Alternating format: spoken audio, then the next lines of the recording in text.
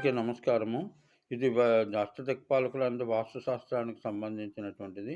వాస్తు భారతీయ విజ్ఞానానికి తెలిసినంతగా ఏ విజ్ఞానంలోనూ అంత ప్రాధాన్యత లేదు. అంటే 8 దిక్కులు బావుంటేనే మనిషికి దిక్కుగా ఉంటాయి. ఉంటారు దిక్పాలకులు అనేటువంటి సందర్భం ఇది. అంటే దిక్పాలకులంటే దిక్కుమొక్కు లేని బతుకంటే అటువంటి బతుకులుండవు. భగవంతుడే అందరికీ దిక్కు.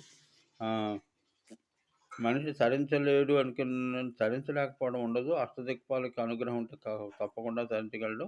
ఈ దిక్పాలకుల్లో మొదటివాడేంటంటే ఇంద్రుడు తూర్పు దిక్కు, అమరావతి నగరం, అగ్ని ఆగ్నేయానికి, తేజోవతి నగరానికి, యముడు దక్షిణ దిక్కు అధిపతి, సంయమని నగరం, తర్వాత నిరుతి అని నైరుతి దిక్కుకు అధిపతి,